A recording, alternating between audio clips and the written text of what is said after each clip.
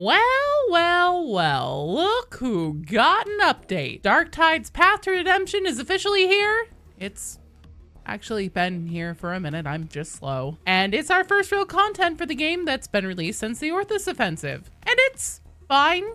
It's serviceable. There's a new enemy called a Tox Bomber. The titular path to redemption is apparently paved with toxic gas because that's a condition that can show up on missions now. And they've retconned some of the missions a little bit, specifically the Hab Draco finale. It's neat.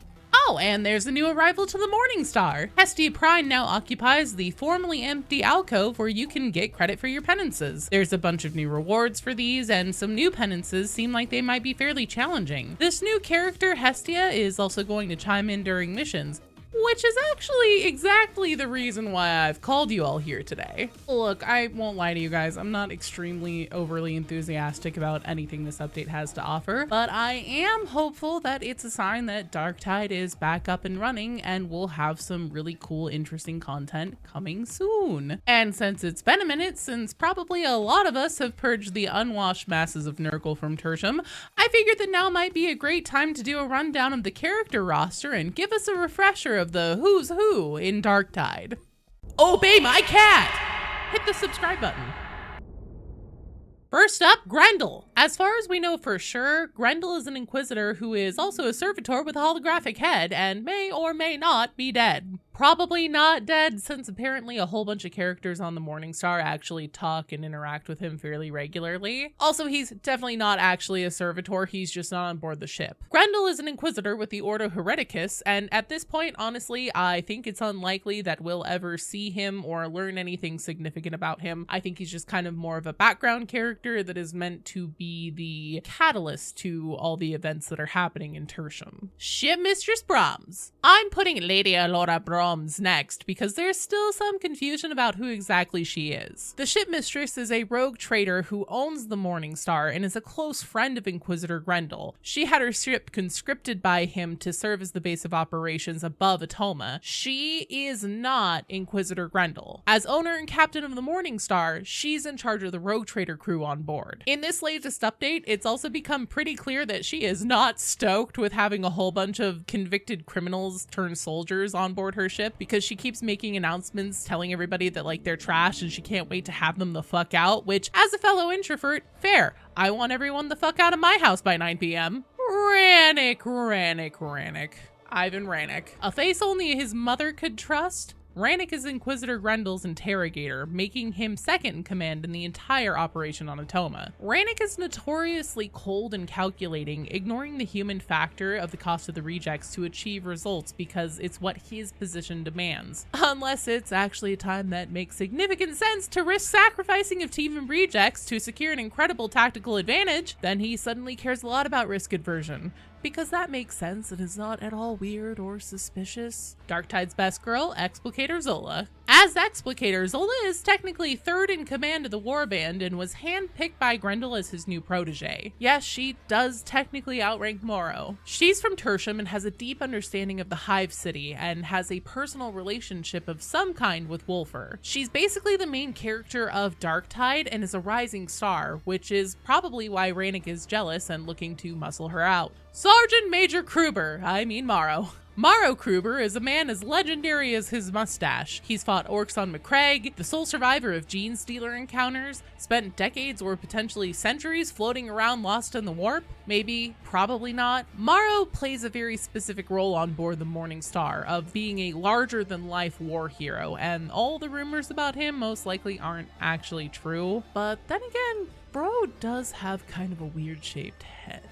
Hadron! She's the retinue's tech priest and an Adeptus Mechanicus with her sense of humor still intact. She's either your favorite character on board the Mourningstar or you hate her with a passion because you are always running over to her crafting station to spend plasteel like you have a goddamn problem. Sire Melk, former Imperial Administratum who serves to dole out weekly challenges in exchange for Melk money. Supposedly, you can spend the Melk money to get exceptional quality weapons from him, but they hardly ever are. Supposedly you can.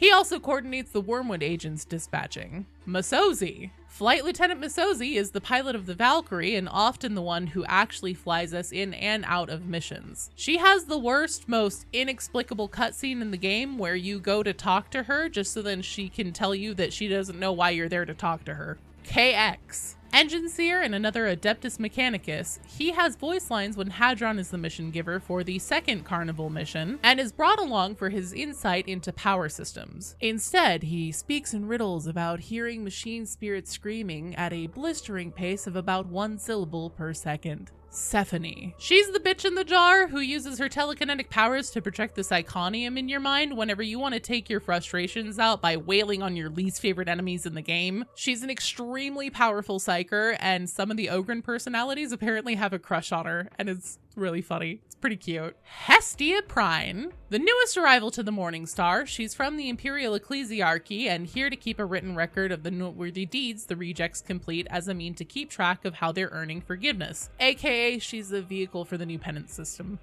Brunt. Quartermaster of the Armory and big Ogren you see sometimes in cutscenes. I'm actually unclear if he's a regular member of the Rogue Trader Mourningstar crew, or if he's a member of the Astra Militarum, or Grendyl's regular retinue. He doesn't really say much. Oscar Kral, my personal favorite character on the Mourningstar. He's the ship's barber, aka flesh rearranger. He has a decisively blasé attitude about whether or not your reconstruction is successful, and he clearly has some kind of background in black market organ trading. You aren't really using your arms, are you?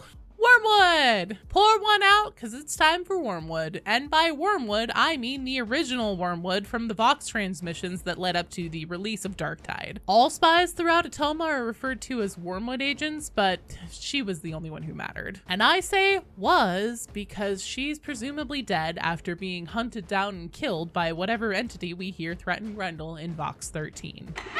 Wolfer. Most likely the one who led to the fall of the Mobian 6th Regiment to the Cult of Admonition. Supposedly he's done this because he knows the implicit truth about life in the Imperium. It sucks. And he wants to free the people of Tertium to live a better life under chaos. He either doesn't understand a single thing about chaos and the truth of it in actuality, or he knows exactly what he's doing and is working to some kind of greater end that requires the sacrifice of the Hive City. He pretty clearly has some kind of previous relationship with Zola that has fallen apart due to his actions.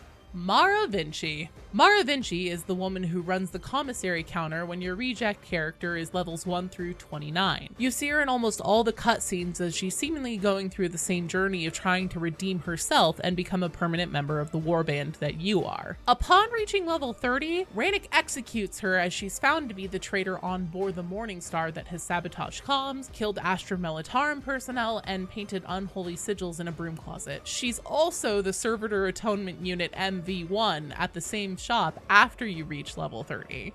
Randa and Roden Karnak. Wolfer's top lieutenants and fraternal twins. They were high-born rich assholes in Tertium before enlisting in the Mobian 6 and followed Wolfer's lead into Admonition. They were quite possibly cannibals before ever even falling to chaos. Their current status is unclear because it's presumed that they're dead after the events of the Orthus offensive, but Rinda's hand is seen twitching in a visual stinger as the rejects walk away from their bodies. Rinda is also noteworthy for enjoying spending time on sub-level 4 and is a culinary enthusiast. Thanks so much to my supporters for helping make this video possible, Leah S over on Patreon and Rue on Top, who is a channel member.